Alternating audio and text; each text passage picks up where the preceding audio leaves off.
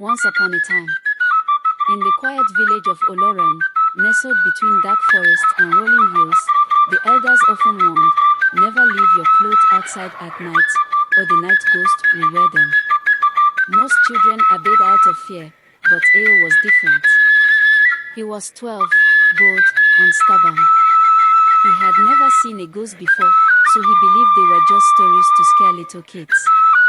One evening, after washing his favorite red hoodie, he hung it outside on the clothesline to dry.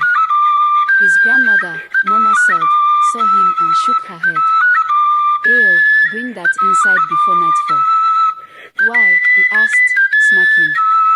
The night ghost will come, she said simply, stirring a pot of soup.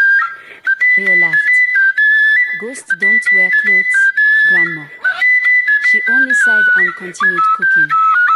The sun dipped behind the trees, and soon, night covered the village like a thick blanket. Eo had forgotten all about his hoodie. That night, as he lay in bed, a strange wind whistled through the trees. The air felt colder than usual. Leaves rustled, but there was no breeze. The village dogs, who were always noisy, fell into silence.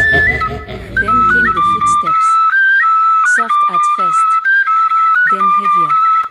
A slow, dragging shuffle across the yard. Eo's eyes snapped open.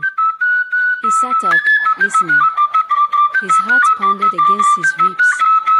Was it just his imagination? But then, swish. The clothesline creaked, as though someone were pulling something off it. Eo's stomach twisted. His hoodie. He wanted to jump out of bed, but fear glued him in place. The footsteps grew fainter, moving away. Finally, silence returned. For a long time, Eo lay awake, heart racing, until exhaustion pulled him into an uneasy sleep. The missing hoodie. Morning arrived with golden sunlight, but Eo felt no warmth. He hurried outside. The clothesline was empty. His hoodie was gone.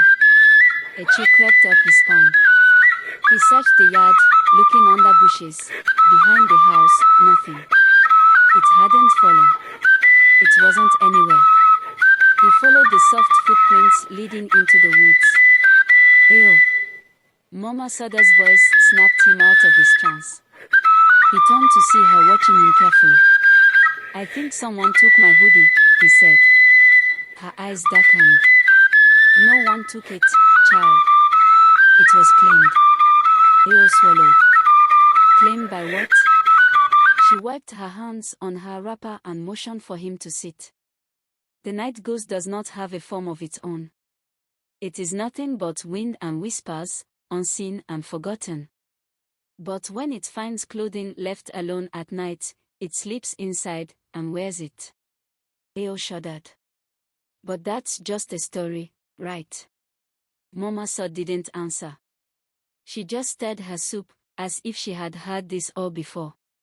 That night, as darkness fell, Eo couldn't shake the feeling that something was out there, watching. The red figure in the woods. Days passed. Eo avoided going outside at night, but the mystery of his missing hoodie haunted him. One evening, as he and his friends played near the edge of the woods, he spotted something red between the trees. His breath hitched. There, deep in the forest, stood a figure wearing his red hoodie. But the figure had no face. No hands. No feet.